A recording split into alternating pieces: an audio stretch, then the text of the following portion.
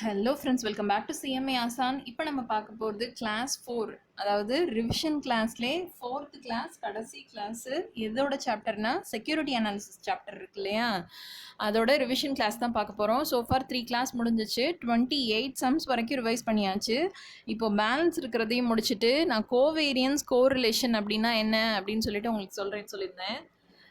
எங்கள் மேம் சொல்லும்போது அதை எப்படி சொல்லுவாங்கன்னா, அதோட ஃபார்முலா வச்சுட்டு அதோட ரிலேஷன் எப்படி இருக்கும் அப்படின்ற மாதிரி சொல்லுவாங்க.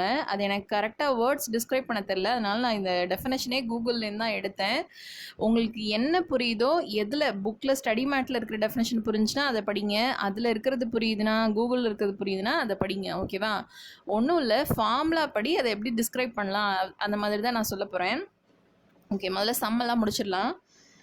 Factor 1 sensitivity, factor 2 sensitivity. நான் ஏற்கனவே சொல்லியிருந்தேன், ரிட்டனை பொறுத்த வரைக்கும் 2 ஃபேக்டர் மாடல் கொடுத்துருக்காங்க அப்படின்னு வச்சுக்கோங்களேன். அந்த ஆர்எஃப்க்கு அப்புறமா இருக்கிற அந்த பீட்டா போர்ஷன் இருக்கு இல்லையா, அது 2 வரும். ஒரு ஃபேக்டர் இருந்துச்சுன்னா ஒரு பீட்டா ஒரு ரிஸ்க் ப்ரீமியம் வரும். 2 ஃபேக்டர் இருந்துச்சுன்னா 2 பீட்டா 2 ரிஸ்க் ப்ரீமியம் வரும். ஓகேவா? அந்த மாதிரி பார்த்தா இப்போ 2 ஃபேக்டர் கொடுத்துருக்காங்க. ஸோ சென்சிட்டிவிட்டினா நம்மளுக்கு பீட்டா தான் அர்த்தம். பீட்டா 2 கொடுத்துருக்காங்க, செக்யூரிட்டியும் 2 கொடுத்துருக்காங்க. ஸோ எக்ஸ்பெக்டட் ரிட்டர்ன் பாருங்கள் 20-25%. இது என்ன பண்ண போகிறோம், இது வந்து ஆக்ஷன் கம்பேர் பண்ணுவோம்ல, அதுக்காக கொடுத்துருக்கலாம், இல்லை வேற எந்த பர்பஸ்க்கு அது கூட கொடுத்துருக்கலாம். ஆர்எஃப் வந்து 15% கொடுத்துருக்காங்க. ஆர்எஃபோட சென்சிட்டிவிட்டி அதாவது பீட்டா வந்து நம்மளுக்கு தெரியும் 0. It is assumed security returns are generated by 2-factor model. Okay. If Mr. Q has 1 lakh to invest and sell shorts rupees 50,000 of security B and purchases rupees 1,50,000 of security A, what is the sensitivity of Mr. Q portfolio to the 2 factors? அதாவது sensitivity வந்து தனித்தனியாக கொடுத்துருக்காங்க. ஒவ்வொரு ஃபேக்டருக்கும் ஒவ்வொரு செக்யூரிட்டிக்கு தனித்தனியான்னு சொல்லி ஒரு 4 factor கொடுத்துருக்காங்க. அப்போது நம்ம போர்ட்ஃபோலியோட செக்யூரிட்டி ஏவும் பியும் சேர்ந்தது தான் ஒரு போர்ட்ஃபோலியோ இல்லையா, அந்த போர்ட்ஃபோலியோவுக்கு சேர்த்தாப்பில் ஒரு ஃபேக்டர் சென்சிட்டிவிட்டின்னு ஒன்று கண்டுபிடிக்க போகிறோம். அப்போ 4ங்கிறது 2ஆக போகுது. அதாவது 4 சென்சிட்டிவிட்டி இருக்கு இல்லையா, அப்போ ஏவும் பியும் சேர்ந்து ஒரு போர்ட்ஃபோலியோ, அதுக்கு மட்டும் ஒரு ஃபேக்டர் சென்சிட்டிவிட்டி பார்க்க போகிறோம். அதே மாதிரி 2வது ஃபேக்டர் ஏவும் பியும் சேர்த்து ஒரு ஃபேக்டர் கண்டுபிடிக்க போகிறோம். இந்த மாதிரி கண்டுபிடிக்க போகிறோம். ஆனால் இதோட வெயிட்டேஜ் நம்மளுக்கு தெரியணும் இல்லையா, போர்ட்ஃபோலியோ வேல்யூ, அதை வச்சு ஒரு வெயிட்டேஜ் ப்ரப்போர்ஷன் இந்த மாதிரி ஒன்று கண்டுபிடிக்கணும் இல்லையா. ஏன்னா நிறைய பீட்டா இருந்தால் நம்ம என்ன பண்ணுவோம், வெயிட்டட் ஆவரேஜ் பீட்டா ஒன்று கண்டுபிடிப்போம். அதுக்காக என்ன சொல்கிறாங்க, if Mr. Q has rupees 1 lakh to invest and sell shorts rupees 50,000 of security B. அதாவது Q அப்படிங்கிற ஒரு ஆள் 1 lakh கையில் ஆல்ரெடி வச்சிருக்காரு, ஆனால் 1 lakh தனியாக கையில் வச்சுருக்காரு, அதை வச்சுக்கோங்க. அதே மாதிரி செக்யூரிட்டி பியை விற்று ஒரு 50,000 கையில் வச்சுருக்காரு. 1 lakh கையில் இருக்குது ஆல்ரெடி, ஆனால் 50,000 செக்யூரிட்டி பியை சேல் பண்ணி ஒன்று வச்சுருக்காரு. அப்போ மொத்தம் எவ்வளோ இருக்குது அவர்கிட்ட கேஷு 1,50,000 இருக்குது. அந்த 1,50,000 கொண்டு ஏல இன்வெஸ்ட் பண்ணுறாரு. செக்யூரிட்டி ஏல இன்வெஸ்ட் பண்ணுறாருன்னா வாங்குறாருன்னு அர்த்தம். What is the sensitivity of Mr. Q portfolio to the 2 factors? அதாவது போர்ட்ஃபோலியோ ரெண்டும் சேர்த்து ஒரு போர்ட்ஃபோலியோ வருதுல, அதுக்கு என்ன ஃபேக்டர்ஸ் இருக்கும், ஃபேக்டர் 1ம் ஃபேக்டர் 2ம் எப்படி இருக்கும் அப்படின்னு கேட்குறாங்க. ஓகே, ஃபஸ்ட்டு நம்ம இதில் ரொம்ப ரொம்ப முக்கியமாக கவனிக்க வேண்டிய விஷயம், நீங்கள் 2 இது ஒர்க் அவுட் பண்ண போகிறீங்க. உங்கள் புக்கில் வந்து இந்த டேபிளர் காலம் மட்டும் கொடுத்துருப்பாங்க. ஆனால் நீங்கள் இன்னொன்றும் என்ன ஒர்க் அவுட் பண்ணணுன்னா, உங்கள் கையில் எவ்வளோ கேஷ் இருக்குது அப்படின்றத வந்து நீங்கள் எடுத்துக்கணும். ஏன்னா இது 2ம் டிஃபர் ஆகும். இது ஒன்று வருதே இது ஒன்று வருதே அப்படின்னு சொல்லிட்டு உங்களுக்கு கன்ஃபியூஸ் ஆகும். அதுக்காக தான் 2ம் தனித்தனியாக ஒர்க் அவுட் பண்ணுங்கள். ஃபஸ்ட்டு கேஸையே பாருங்கள். Invest in A sell B, அப்படி தானே?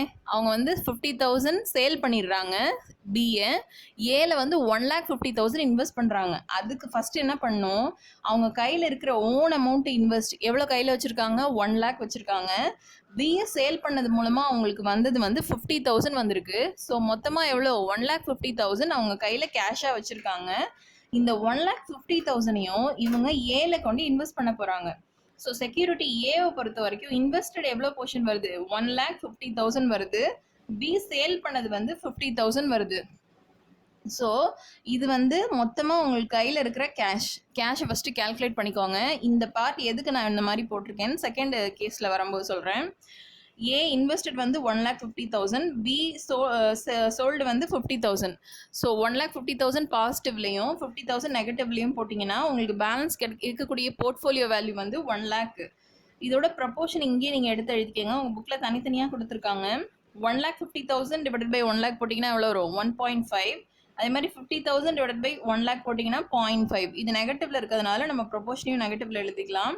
சென்சிட்டிவிட்டி ஃபேக்டர் இதுலேருந்து எடுத்து எழுதணும். இதில் நல்லா கவனிக்க வேண்டிய விஷயம், நம்ம ஏ பி அதோட ஃபேக்டர் 1 சென்சிட்டிவிட்டி எடுக்கிறோம். இதில் ஏபி இதோட ஃபேக்டர் 1 சென்சிட்டிவிட்டினா 0.8யும் 1.5யும் எடுக்கணுமே தவிர நீங்கள் 0.8யும் 0.6யும் எடுத்தீங்கன்னா சம்மு கொலாப்ஸ் ஆயிரும். ஸோ 0.8 1.5 எடுத்தாச்சு. இதோட ப்ராடக்ட் பாருங்கள், ப்ரொபோர்ஷன் இன்ட்டு சென்சிட்டிவிட்டி போட்டிங்கன்னா இதோட ப்ராடக்ட் கிடைக்கும். இதோட சம்மேஷன் தான் என்னது? Factor 1 sensitivity. இதே மாதிரி ரெண்டாவது சென்சிட்டிவிட்டி ஃபேக்டர் சம்லேருந்து எடுத்து எழுதுங்க. 0.6 1.2. இதே மாதிரி ப்ரப்போர்ஷனையும் மல்டிப்ளை பண்ணுங்க. 1.5 இன்ட்டு 0.6 0.9, 0.5 இன்ட்டு 1.2 நெகட்டிவ் 0.6. நீங்கள் இதோட சம்மேஷன் வந்து 0.3. Factor 2 sensitivity. Next factor 2 sensitivity எடுத்தாச்சு. அடுத்து கேஸ் பி. வேறு என்ன கேட்குறாங்க? If Mr. Q borrows rupees 1 lakh at RF and invests the amount he borrows along with the original amount of rupees 1 lakh in A and B in the same proportion as part 1, what is the sensitivity of two factors? அதாவது Q அப்படிங்கிறவர் 1 lakh மறுபடியும் கடன் வாங்குறாரு and invest the amount he borrows along with the original amount of 1 lakh. போன கேஸில் வந்து ஒரு 1 lakh நம்மளுக்கு வந்துச்சு இல்லை, 1,50,000 போயிட்டு நம்ம கையில் வந்து இப்போ இருக்கிறது 1 lakh இருக்குல்ல, இதையும் இந்த 1 lakh-ஐயும் இப்போ இவங்க பாரோ பண்ண 1 lakh-ஐயும் சேர்த்து இவங்க எதில் இன்வெஸ்ட் பண்ணுறாங்கன்னா ஏ அண்ட் டியில் இன்வெஸ்ட் பண்ணுறாங்க. இந்த சேம் ப்ரப்போர்ஷன் ஆஸ் பார்ட் 1. இது என்ன நான் சொல்கிறேன், what is the sensitivity of 2 factors அப்படின்னா 2 ஃபேக்டரோட சென்சிட்டிவிட்டி என்ன அப்படின்னு கேட்குறாங்க. நம்ம ஃபஸ்ட்டு கேஸில் பார்த்த மாதிரியே கையில் எவ்வளோ அவைலபிள் கேஷ் இருக்குன்னு பார்க்கலாம். இவங்க பாரோட அமௌண்ட் அட் ஆர்எஃப்ல எவ்வளோ அமௌண்ட் இவங்க பாரோ பண்ணியிருக்காங்கன்னா 1 lakh வாங்கியிருக்காங்க. ஆல்ரெடி இவங்க வச்சிருக்க அமௌண்ட் எவ்வளவு? 1 lakh. ஸோ மொத்தம் எவ்வளவு? 2 lakhs. இதில் இந்த 2 lakhs-ஐயும் இவங்க ஏவும் பிலையும் எப்படி இன்வெஸ்ட் பண்ணுறாங்க அப்படின்னா, இவங்க ஃபர்ஸ்ட் கேஸில் அதாவது சேம் ப்ரப்போர்ஷன் ஆஸ் பார்ட் 1 சம்பளம் கொடுத்துருக்காங்கல்ல, அந்த ப்ரப்போர்ஷன் என்னென்னா இவங்க இன்வெஸ்ட் பண்ணது 1 lakh, இன்வெஸ்ட் பண்ணது 1 lakh, சேல் பண்ணது பி வந்து 50,000. ஸோ 1 lakh வந்து இவங்க ஏக்காக இன்வெஸ்ட் பண்ணியிருக்காங்க. 50,000 சேல் பண்ணது வந்து ஹாஃப் ஆஃப் ஏ. அதாவது 1 lakh இருக்குன்னா அதில் ஹாஃப் ஆஃப் ஏ வந்து 50,000 சேல் பண்ணது. அப்போ ஏ 1 lakhனா 50,000 பி. அப்போ ஏல எவ்வளோ இன்வெஸ்ட் பண்ணுறோமோ அதில் பாதி பியில் சேல் பண்ணிடணும் அப்படின்னு அர்த்தம். இது வந்து ஏ, இது ஹாஃப் ஆஃப் ஏ அப்படின்னா அதுதான் அதுக்கு அர்த்தம். ஸோ இது 1 2 lakhs இருக்கா, இதை ஏன்னு வச்சுக்கிட்டிங்கன்னா ஹாஃப் ஆஃப் ஏ எவ்வளோ? ஹாஃப் ஆஃப் ஏங்கிறது பி. 2ல் ஹாஃப்னு சொல்கிறது 1 lakh. ஸோ 2 lakhs ஏக்காகவும் 1 lakh சேல் பண்ணுறது. நல்லா கவனிங்க, வாங்கிடக்கூடாது. எந்த ப்ரப்போர்ஷனில் இன்வெஸ்ட் பண்ணுறீங்க அப்படின்னு தான் கேட்டிருக்காங்க. ஸோ 2 lakhs ஏவை வாங்கிடணும், அதே மாதிரி 1 lakh சேல் பண்ணிடணும் அப்படின்னு நம்ம வச்சுக்கிட்டோன்னு வச்சுக்கோங்களேன். சேல் பண்ணால் அந்த 1 lakh கேஷ் மறுபடியும் நம்ம கைக்கு வரும்ல, அப்போது மொத்தமாக உங்களுக்கு இன்வெஸ்ட் பண்ணுறதுக்கு எவ்வளோ இருக்குது? 3 lakhs இருக்குது. ஓகேவா? இந்த 3 lakhs-ஐ கொண்டு தான் நம்ம ஏவை வாங்க போகிறோம். ஓகேவா? நல்லா புரிஞ்சுக்கோங்க. ஃபஸ்ட்டு எவ்வளோ அமௌண்ட் இன்வெஸ்ட் பண்ணுறதுக்கு இருக்கோ அந்த இது வந்து நம்ம ஏக்காக வச்சுருப்போம். அதில் பாதி வந்து பிஏ சேல் பண்ண போகிறோம். அப்படின்னா 2 lakhs ஏக்கு ஹாஃப் ஆஃப் தி அமௌண்ட் வந்து பிஏ சேல் பண்ணுறது மூலமாக நம்மளுக்கு மொத்தமாக 3 lakhs கையில் இருக்கும். ஸோ அமௌண்ட் இன்வெஸ்டட் இன் ஏ மொத்தமாக எவ்வளோ இருக்குது? 3 lakhs இருக்குது. இப்போ இது நம்ம டேபிளில் போடலாமா? டேபிளில் போட்டால் என்ன வரும்? ஏ இன்வெஸ்டட், ஏல இன்வெஸ்ட் பண்ணது 3 lakhs, சேல் பண்ணது பிஏ சேல் பண்ணது ஒரு 1 lakh. நீங்கள் அந்த பாரோ பண்ணீங்கல்ல ஆர்எஃப் வந்து நீங்கள் ஆர்எஃபாக கடன் வாங்குறீங்கல்ல, அதையும் சேல் பண்ணுறீங்க. அதையும் ஆர்எஃப் வந்து நீங்கள் பாரோ பண்ணிங்கன்னா உங்கள்கிட்ட அந்த பாண்டு இல்லைனா ஷேர் கையில் இருக்குல்ல, அதையும் சேல் பண்ணால் 1 lakh இருக்கும். ஸோ மொத்த போர்ட்ஃபோலியோட வேல்யூ உங்களுக்கு என்ன வரும்? 1 lakh தான் வரும். 3 - 1 - 1 2. இப்போ இதோட ப்ரப்போர்ஷன் எடுத்து எழுதிக்கோங்க. 3.0 1.0 1.0. சென்சிட்டிவிட்டி ஃபேக்டர் அதே மாதிரி போன சம் மாதிரியே போடுங்க. அதோட ப்ராடக்ட் போடுங்க. அதே மாதிரி சென்சிட்டிவிட்டி ஃபேக்டர் 2வும் போடுங்க, ப்ராடக்ட் 2வும் போடுங்க. ஓகேவா? உங்களுக்கு சம்மேஷன் என்ன கிடைக்கும்? Factor 1 sensitivity, factor 2 sensitivity. Next, assume portfolio sensitivity is equal to weighted average sensitivity of two individual securities. அதானே போர்ட்ஃபோலியோ சென்சிட்டிவிட்டி அப்படிங்கிறது என்னது? இதோட weighted average factor, weighted average sensitivity of two factors. ஓகேவா? நெக்ஸ்ட் தேர்ட் சப்டிவிஷன் ஒரு question கேட்டிருக்காங்க பாருங்க. What is the expected return premium for factor 2? Factor 2க்கு return premium என்ன அப்படின்னு கேட்டிருக்காங்க. Okay, since the security returns are generated by two-factor model, security return வந்து நம்மளுக்கு two-factor மாடல்ல இருக்கிறதுனால ஃபார்முலா எப்படி இருக்கும் பாருங்க. return of security S ன்னு போட்டுக்கலாம் is equal to RF plus beta 1 RP1 risk premium, sorry return premium னே வச்சுக்கலாம். return premium 1 plus beta 2 RP2 இந்த மாதிரி எழுதிக்கலாம். ஓகேவா? இப்ப இதை வச்சு நம்மள்ட்ட இருக்கிற டேட்டா வச்சு, அதாவது பீட்டாவும் ரிட்டனும் இருக்கு இல்லையா, இதை வச்சு நம்ம எப்படி ஈக்குவேஷன் ஃபார்ம் பண்ணலான்னு பாருங்க. இந்த 20 நான் எங்கேருந்து எடுத்திருக்கேன்னா சம்ல கொடுத்துருக்காங்கல்ல ரிட்டன் 2025 அதுலேருந்து எடுத்திருக்கேன். 20 இஸ் ஈக்குவல் டு ஆர்எஃப் வந்து என்ன கொடுத்துருக்காங்க சம்ல 15% கொடுத்துருக்காங்க. ஸோ ஆர்எஃப் வந்து 15% plus 0.8 factor 1 sensitivity for A, 0.8 RP தான் நம்மளுக்கு தெரியாது, அதுதான் கண்டுபிடிக்க போறோம் இல்லையா. Expected return premium for factor 2 RP1 plus 0.60 into RP2. இந்த RP2 return premium for factor 2 இதுதான் நம்ம கண்டுபிடிக்க போறோம். அதே மாதிரி ரெண்டாவது equation 25 is equal to 15 plus 1.5 RP1 plus 1.2 RP2. ஓகேவா? இப்போ இந்த ரெண்டு ஈக்குவேஷன்ல இருந்து RP1 மட்டும் தனியா என்ன வரும் அப்படின்னு சொல்லிட்டு எழுதுங்க. இந்த ரெண்டு ஃபேக்டர்ல ஈக்குவேஷன்ல இருந்து பாருங்க. ஃபர்ஸ்ட் ஈக்குவேஷன்ல இருந்து இப்படி இருக்கா, இதுலேருந்து 20 மைனஸ் இங்கே ப்ளஸ் 15ங்கிறது இங்கே போனச்சுன்னா மைனஸ் 15 ஆகிடும். So 15 0.8 RP1 plus 0.6 RP2. ஓகேவா? இதுதான் கிடைக்கும்.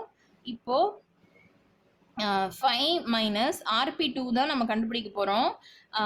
RP2வை இந்த சைடு கொண்டு போய்க்கோங்க. 5 minus 0.6 RP2 divide by 0.8. RP1 இங்கே கொண்டு வந்துடும். 0.8 இன்டூவில் இருக்கா, அது இங்கே போகும்போது டிவிஷனில் போகும். அப்போ இந்த RP1 கொண்டு மறுபடியும் செகண்ட் ஈக்குவேஷன் இருக்குல்ல அதில் அப்ளை பண்ணீங்கன்னா 20 is equal to 15. இந்த ஃபார்முலால RP1க்கு பதிலாக இந்த வேல்யூவை போய் அப்ளை பண்ணீங்கன்னா உங்களுக்கு கிடைக்கக்கூடிய RP2 அந்த ரிட்டர்ன் ப்ரீமியம் ஃபேக்டர் இருக்கு இல்லையா ஃபார் ஃபேக்டர் 2 அது எவ்வளோ வருது? 8.33%. ஓகேவா? இவ்வளவு கண்டுபிடிச்சா போதும். ஃபேக்டர் 2 மட்டும் கண்டுபிடிச்சா கூட போதும், ஏன்னா அது மட்டும் தான் சம்ல கேட்டிருக்காங்க. உங்களுக்கு வேணும்னா RP1 கண்டுபிடிச்சுக்கோங்க. Next 30th sum, given the market value of equity share rupees 60 lakhs கொடுத்திருக்காங்க, value of debt 40 lakhs, current beta of equity வந்து 1.5 lakhs, return premium 12%, RF வந்து 10%. ஓகேவா? இது புது ஃபார்முலா. ஃபஸ்ட்டு நம்மளுக்கு போர்ட்ஃபோலியோ வேல்யூ அப்படின்னு சொல்லி ஒன்று கொடுத்துருக்காங்க. போர்ட்ஃபோலியோ வேல்யூவை பற்றி பேசுகிறாங்கனாலே அங்கே வெயிட் எப்படி கண்டுபிடிக்கிறது அப்படின்றத பற்றி பேச்சு வரும். அப்போது அதுக்கு ஃபார்முலா பாருங்கள். வேல்யூ ஆஃப் பிஸ்னஸ் அப்படிங்கிற ஒரு பிஸ்னஸ் எப்படி வந்து கட்டமைச்சிருப்பாங்க, ஒன்று ஈக்விட்டி ஷேர் எல்லாம் விற்று ஈக்விட்டி காசு வச்சுருப்பாங்க, இல்லைன்னா கடன் வாங்கியிருப்பாங்க, டெட்டு வாங்கியிருப்பாங்க. ஓகேவா? இது ரெண்டு தான் மோஸ்ட்லி இருக்க முடியும். அதனால value of business, value of company அப்படின்னு பார்த்தா value of equity plus value of debt இது ரெண்டும் சேர்ந்ததாக இருக்கும்.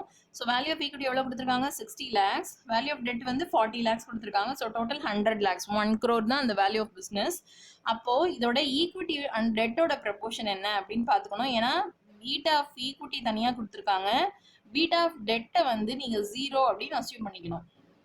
பீட்டா ஆஃப் அசட் மொத்தமாக அந்த ஈக்விட்டியும் டெட்டும் சேர்ந்த அசட் இருக்கு இல்லையா, அதோட பீட்டா ஆஃப் அசட் எப்படி கண்டுபிடிக்கிறதுனா first beta of equity into equity beta into ஈக்விட்டிக்கான ப்ரொபோர்ஷன் என்ன வரும்? E divided by E plus D, இப்படி தானே இருக்க முடியும். ஆனால் டெட்டு ஒவ்வொரு தடவையும் வரும்போது மைனஸ் டேக்ஸை போயிட்டு பேலன்ஸ் எவ்வளோ இருக்கோ, ஏன்னா அது வந்து உங்களுக்கு டேக்ஸ் ஷீல்டு. இப்போ ஒரு கடன் வாங்குறீங்க அப்படின்னா அதில் வந்து இன்ட்ரெஸ்ட் நீங்கள் பே பண்ணுறீங்க. கடன் வாங்குறது வந்து உங்களுக்கு பேலன்ஸ் ஷீட்டில் வரும், நீங்கள் அதுக்கான இன்ட்ரெஸ்ட் கட்டுறீங்கல்ல, அது பிஎன்எல்ல வரும். அப்போது அந்த கடன் வாங்கினதுக்கான இன்ட்ரெஸ்ட் வந்து உங்களோட லாபத்தை குறைக்குது இல்லையா, உங்களோட ப்ராஃபிட்டை குறைக்குது. ஏன்னா இன்ட்ரெஸ்ட் வந்து நீங்கள் பிஎன்எல்ல போய் அப்ளை பண்ணுறதுனால உங்களோட லாபத்தை குறைக்குதுன்னா உங்களோட டேக்ஸ் அமௌண்ட்டும் அந்த இன்ட்ரெஸ்ட் போர்ஷன் அளவுக்கு கன்சிடரபிளாக குறையுது அப்படின்னு தான் அர்த்தம். அப்போ அதுக்கு பேர் என்ன? Tax shield. ஓகேவா? நீங்கள் கண்ட போகிற அந்த இன்ட்ரெஸ்ட் வந்து உங்களுக்கு வந்து டேக்ஸ் ஷீல்டு அப்படின்னு சொல்லுவாங்க. ஸோ நீங்கள் ஆனால் ஈக்விட்டிக்கு வந்து அந்த மாதிரி எந்த ஒரு அப்ளிகேஷனும் கிடையாது. டெட்டுக்கு வந்து டேக்ஸ் ஷீல்டு உங்களுக்கு கிடைக்கிறதுனால அதுலேருந்து டேக்ஸ் போர்ஷன் போயிடுச்சுன்னு வச்சுக்கோங்களேன், அந்த பேலன்ஸ் இருக்கிற அமௌண்ட்டை தான் நீங்கள் எடுத்துக்கணும். So equity divided by equity plus debt into 1 minus T plus beta of debt into debt எங்கெல்லாம் வருதோ அங்கே டேக்ஸ் ஷீல்டு போடுங்க 1 minus tax plus divided by equity plus d into 1 minus t. ஓகேவா? ஸோ பீட்டா ஆஃப் அசெட் நம்ம கண்டுபிடிச்சாச்சு. இப்போ take beta of equity. Beta of equity எப்படி இருக்கு? இங்கே 1.5 சம்லே கொடுத்துட்டாங்க. ஆனால் பீட்டா ஆஃப் டெட் வந்து 0ன்னு சொல்லி அஸ்யூம் பண்ணிக்க போகிறோம். ஓகேவா? ஏன்னா நம்ம இது கண்டுபிடிக்கிறதுக்கு வேற வழி இல்லை. பீட்டா ஆஃப் அசெட் ஃபர்ஸ்ட் கண்டுபிடிங்க, எல்லாத்தையும் அப்ளை பண்ணுங்க. பீட்டா ஆஃப் ஈக்விட்டி வந்து 1.5. அதே மாதிரி ஈக்விட்டி வந்து 60 lakhs டிவைடட் பை 60 + 40 இன்ட்டு 1 - 0. இதே மாதிரி இந்த இதுக்கும் அப்ளை பண்ணீங்கன்னா எவ்வளோ கிடைக்கும் உங்களுக்கு? 90% beta of asset, sorry 0.90 beta of asset கிடைக்கும். இதை நீங்கள் beta portfolio of existing asset, beta of asset கண்டுபிடிச்சாச்சு. நெக்ஸ்ட் கேஓ டிஸ்கவுண்ட் ரேட் எப்படி கண்டுபிடிக்க போறீங்க அப்படின்னா, ரிட்டர்ன் தான், சிஏபிஎம் ரிட்டர்ன் தான். ஆனால் அந்த ஆர்எம் மைனஸ் ஆர்எஃப் நம்மளுக்கு தெரியணும்ல, ஆர்எம் கொடுக்கல, அதுக்கு பதிலாக தான் ரிட்டர்ன் ப்ரீமியம் கொடுத்துருக்காங்க, ரிஸ்க் ப்ரீமியம் கொடுத்துருக்காங்க. அதனால இந்த பீட்டாவை வச்சு அந்த ஃபார்முலாவுக்கு அப்ளை பண்ண போகிறோம். RF plus beta of the asset into risk premium 10 plus 0.9 into 12. ஓகேவா? 0.9 இப்போ நம்ம கண்டுபிடிச்சது ரிட்டர்ன் ப்ரீமியம், ரிஸ்க் ப்ரீமியம் வந்து 12. ஸோ 10 + 10.8 எவ்வளோ? 20.8. இதையே நம்ம டிஸ்கவுண்ட் ரேட்டாக யூஸ் பண்ணிக்கலாம் in case of expansion plan. Discount rate இந்த மாதிரி காஸ்ட் ஆஃப் கேபிட்டல்னா என்ன சொல்லுவாங்கன்னா, இந்த ரேட்டை சுற்றி இருக்கிற இந்த காம்படிட்டர்ஸ் ரைவல்லாம் இருக்காங்க இல்லையா, அவங்களுக்கு எவ்வளோ இன்ட்ரெஸ்ட் ரேட் வருது, அதுதான் காஸ்ட் ஆஃப் கேபிட்டல்னு சொல்லுவாங்க. அப்போது எக்ஸ்பேன்ஷன் பிளான்னு வரும்போது நீங்கள் இந்த டிஸ்கவுண்ட் ரேட்டையே யூஸ் பண்ணிக்கலாம். ஆனால் டைவர்சிஃபிகேஷன் பிளான் வரும்போது வேறு ரிஸ்க் ஃபேக்டர்லாம் அனலைஸ் பண்ணி நீங்கள் வேறு ரேட் யூஸ் பண்ணிக்கலாம் அப்படின்னு சொல்கிறாங்க. Okay, next you can choose to invest in 2 shares. AB அப்படின்னு 2 sharesல நீங்கள் இன்வெஸ்ட் பண்ணலாம். எக்ஸ்பெக்டட் ரிட்டர்ன் கொடுத்துருக்காங்க, சிக்மா ரிஸ்க் கொடுத்துருக்காங்க 10% 20% அப்படின்னு. கோரிலேஷன் கோஎஃபிஷியன்ட் எவ்வளோ கொடுத்துருக்காங்க? 0.15 கொடுத்துருக்காங்க. Your portfolio has 100 of A shares, 50 of B shares கொடுத்துருக்காங்க. Current price of A 50, current price of B வந்து 100. Find the expected return and standard deviation of the portfolio. ஓகேவா? போர்ட்ஃபோலியோட expected return என்ன அப்படின்னு கேட்குறாங்க, ஸ்டாண்டர்ட் டிவியேஷன் என்ன அப்படின்னு கேட்குறாங்க. ஓகேவா? அதுக்கு வந்து நம்மளுக்கு என்னென்ன வேணும்? எக்ஸ்பெக்டட் ரிட்டர்னுக்கு 2 ரிட்டர்ன் கொடுத்துருக்காங்க, வெயிட்டேஜ் வந்து 100 shares கொடுத்துருக்காங்க, கரண்ட் ப்ரைஸ் கொடுத்துருக்காங்க. ஸோ மார்க்கெட் வேல்யூ கண்டுபிடிச்சு, காஸ்ட் கொடுத்தாங்கன்னா அதுலேருந்து வெயிட் கண்டுபிடிங்க, இல்லை மார்க்கெட் வேல்யூ கொடுத்தாங்கன்னா அதுலேருந்து வெயிட் கண்டுபிடிங்க. இதில் வந்து மார்க்கெட் வேல்யூ கொடுத்துருக்காங்க, அதுலேருந்து வெயிட் கண்டுபிடிச்சிங்கன்னா என்ன வரும்? ஃபார் ஏக்கு 100 into ₹50 5,000, பிக்கு 50 into 100 5,000. So 5,000 divided by 10,000 add பண்ணிங்கன்னா எவ்வளோ வரும்? ஹாஃப். ஏவோட வெயிட்டும் ஹாஃப், பியோட வெயிட்டும் ஹாஃப். ஸோ எக்ஸ்பெக்டட் ரிட்டர்ன் அப்படிங்கிறது 10 into half ப்ளஸ் பி வந்து 15 into half. இது வந்து சம்மில் கொடுத்தது தான். ஸோ அப்ளை பண்ணால் 12.5. ரிஸ்க் நம்மளுக்கு ஆல்ரெடி தெரியும் எப்படி கண்டுபிடிக்கிறதுன்னு, ஃபார்முலா அப்ளை பண்ணி அப்படியே போட வேண்டியதான். Next expected return of stock X. இது ரொம்ப பேசிக்கான சம்மு. ரிட்டனையும் ப்ராபபிலிட்டியும் மல்டிப்ளை பண்ணி ஃபஸ்ட்டு மீன் கண்டுபிடிங்க, அதுக்கப்புறமா டீவியேஷன் கண்டுபிடிங்க, டீவியேஷனை ஸ்கொயர் பண்ணி அதை ப்ராபபிலிட்டியோட மல்டிப்ளை பண்ணி வேரியன்ஸ் கண்டுபிடிங்க, அதோட சம்மேஷன் தான் வேரியன்ஸ் கண்டுபிடிங்க, அந்த வேரியன்ஸை ஸ்கொயர் ரூட் பண்ணி ஸ்டாண்டர்ட் டீவியேஷன் கண்டுபிடிங்க. கோஎஃபிஷியன்ட் ஆஃப் வேரியேஷன் இது எப்படி கண்டுபிடிக்கிறது அப்படின்னா, இதுக்கு ஒரு புது formula, sigma B divided by RP அப்படின்ற புது ஃபார்முலா. ஓகேவா? நான் திரும்ப சொல்கிறது தான், புது ஃபார்முலா ஏதாவது பார்த்தீங்கன்னா பின்னாடி போய் எழுதிருங்க. Sigma B divided by RP. இது எவ்வளோக்கு எவ்வளோ கம்மியாக இருக்கோ அந்த அளவுக்கு நம்ம அந்த செக்யூரிட்டியை சூஸ் பண்ணணும் அப்படின்னு அர்த்தம். இது 1 வேர்டில் கண்டிப்பாக கேட்டிருக்காங்க, நான் படிக்கும் போதே கேட்டிருக்காங்க. Sigma B divided by RP 19.47 divided by 22. Next existing amounts வந்து 70,000. Beta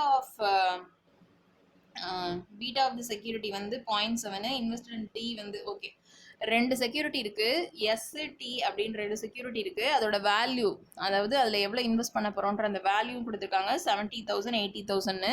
so beta of the portfolio, மொத்த portfolio beta of the asset இருக்குல்ல, அந்த ஃபார்முலா தான் யூஸ் பண்ண போகிறோம். 70 + 80 வந்து 1,50,000. இதோட வெயிட் தனித்தனியாக கண்டுபிடிங்க.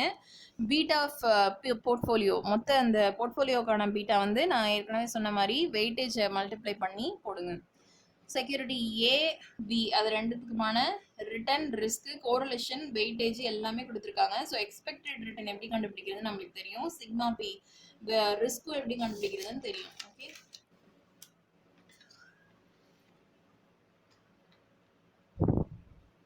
Okay sigma A sigma B expected return of A expected return of B. Okay, ரெண்டும் கொடுத்துருக்காங்க. Weightage of 40-60%. Find the expected return and standard deviation if the correlation coefficient is 1.0 0 -1.0 இந்த மாதிரி கொடுத்துருக்காங்க. ஓகேவா, எக்ஸ்பெக்டட் ரிட்டர்ன் ஆஃப் போர்ட்ஃபோலியோ எப்படி கண்டுபிடிப்போம், நம்மளுக்கு already தெரியும், ரிட்டர்ன் தெரியும். ஸோ வெயிட்டேஜ் மல்டிப்ளை பண்ணி போட்டுக்கலாம். கேஸ் ஏ வந்து 1.0 expected return and standard deviation if the correlation is 1.0 0 -1.0 இப்படி எல்லாமே கொடுத்துருக்காங்க இல்லையா. ஃபர்ஸ்ட் எக்ஸ்பெக்டட் ரிட்டர்ன் ஈஸியாக கண்டுபிடிச்சிடலாம். கோரிலேஷன் கோஎஃபிஷியன்ட் 3 கேஸ்லையும் வேற மாதிரி வரும். அப்படியே ரிஸ்க் ஃபார்முலா அப்ளை பண்ணி இந்த கடைசியில் வர அந்த கோரிலேஷன் ஃபேக்டர் இருக்கு இல்லையா, அதை மட்டும் நீங்கள் மாற்றி சம் போட்டால் ஆன்சர் கிடச்சிடும்.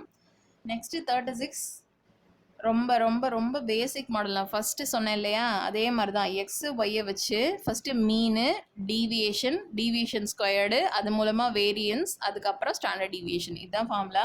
ஆனால் இங்கே உங்களுக்கு புக்கில் வந்து டிவைடட் பை என் எங்கெல்லாம் வருதோ அதுக்கு பதிலாக n-1 அப்படின்னு கொடுத்துருக்காங்க. நீங்கள் என்னன்னே கூட போடலாம். ஓகேவா, என்ன ஃபார்முலா ஃபாலோ பண்ணுறீங்களோ அதை கீழே எழுதிட்டு எப்போவுமே நீங்கள் ஏதாவது ஒரு புக்கிலேருந்து நீங்கள் வேறு மெத்தட் ஃபாலோ பண்ணுறீங்க அப்படின்னா ஒரு நோட் மாதிரி கீழே கண்டிப்பாக எழுதணும். ஓகேவா, அப்பதான் அக்செப்ட் பண்ணிப்பாங்க. 36 37 முடிஞ்சிச்சு. Okay, weights are equal, weights not given.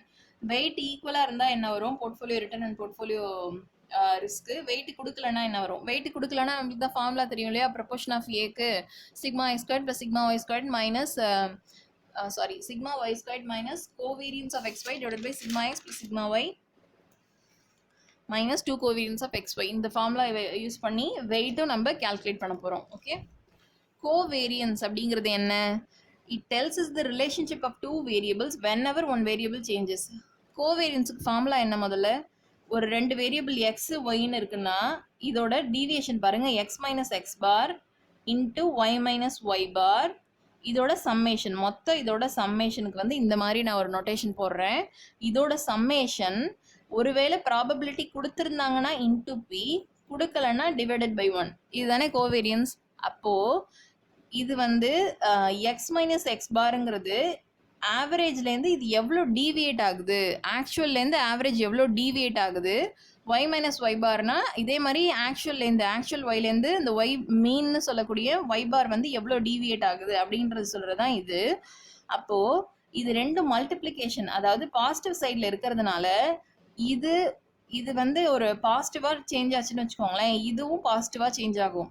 அதாவது ஒரு வேரியபிள் வந்து சேஞ்ச் ஆனிச்சுன்னா அதே டைரக்ஷனில் இன்னொரு வேரியபிளும் சேஞ்ச் ஆகும் அப்படின்னு அர்த்தம். அப்போது இது ரெண்டுத்துக்குமான ரிலேஷன்ஷிப்பை குறிக்குது. ஒரு வேரியபிள் எந்த டைரக்ஷனில் மூவ் ஆகுதோ அதே டைரக்ஷனில் தான் இன்னொரு வேரியபிளும் மூவ் ஆகும்.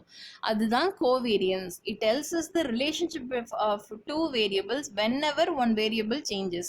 வேரியபிள்னா என்னது, மாறக்கூடியது. ஓகேவா, கான்ஸ்டன்ட்னா மாறாதது, மாறிலின்னு சொல்லுவாங்க.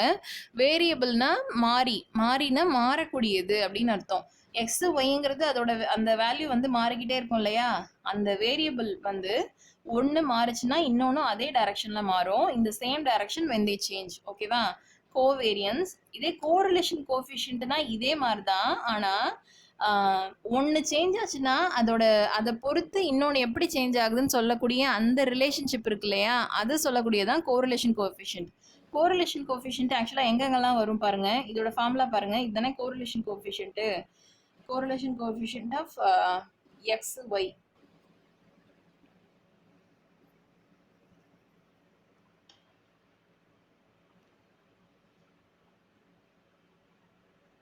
covariance of xy divided by sigma x sigma y. இதுதானே ஃபார்முலா கோரிலேஷன் கோஎஃபிஷியன்ட்டுக்கு.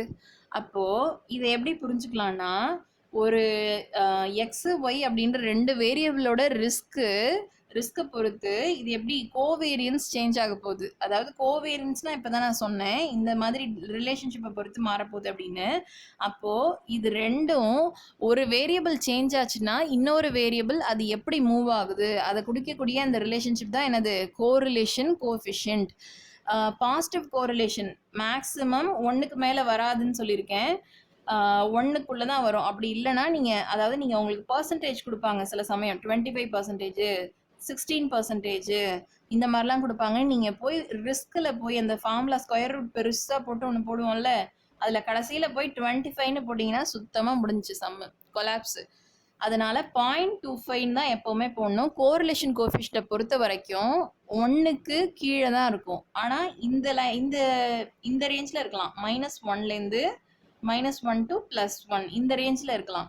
ஆனால் -1க்கு கீழே போகாது, +1க்கு மேலே போகாது. ஓகேவா? கோரிலேஷன் கோஎஃபிஷியன்ட் இப்படி தான் இருக்கும்.